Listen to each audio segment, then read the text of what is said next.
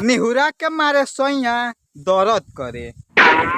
I mean two say that सरका के मारे सोइया दर्द करे। तो ये तहार बहन चोदो भौजी जब तू मरवाइबू तो दर्द होखबे करी, तू मरवाइबे मत कर दर्द होखबे ना करी। तो का हाल बा भाई लोग, उम्मीद करता नहीं सब केहू अच्छा होगा लोग। अगर अच्छा ना भी होगा लोग तो ई वाला वीडियो देखला के बादे अच्छा हो जीवा लोग। काहे से कि ई वाला वीडियो में ना कुछ ज्यादा ही मजा आवे वाला बा। तो तू लोग फटाफट से हेडफोन लगा ला लोग, हम स्टार्ट करता नहीं आज के वीडियो। पंडित जी बताई ना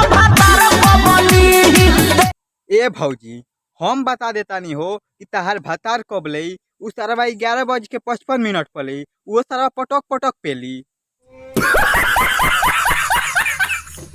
तो तनी बचले रही हो, काहे से कि कर देखो कि तार सामानवा मत फाट जा।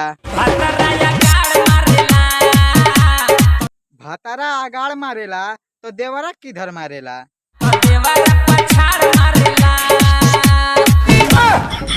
अरे तारावा ई केवन टाइप के गाना हरे कि भातारा पछाड़ मारेला आ देवरा आगाड़ मारेला। तब ते भौजी के जो नियरवा रहल होई उ सरवा भौजी के मुंहे में पेल देले होई।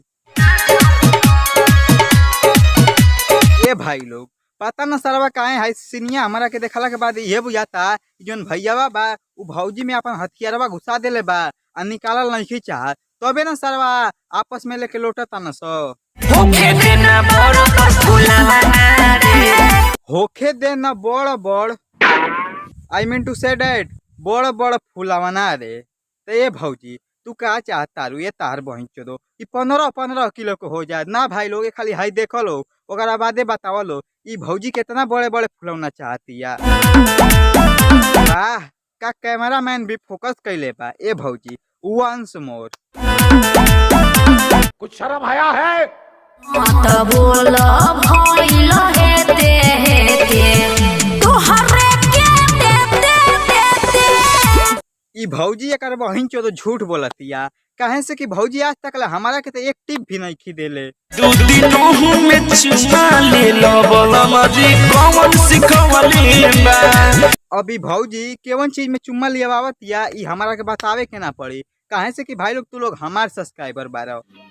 समझ रहे हो समझ रहे हो। तो पूछे मैंगो जूस के फूल वाला दोनों जूस के। ए भौजी अभी तू शुक्र मनावो कि हाई भैया तार से मनवा के पपीता नहीं खे बुझले ना तो कच दनी काट लेले रहत आ हर हर हर हर खून बहे लगिल रहत।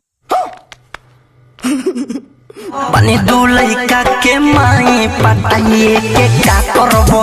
ए भौजी चाहे तू 2 लइका के माई रहो चाहे 4 लइका के माई रहो उ सबका पता बा कि पटा के पेलबे करी। तो ओमे कहे वाली कोनो बातें नहीं खे।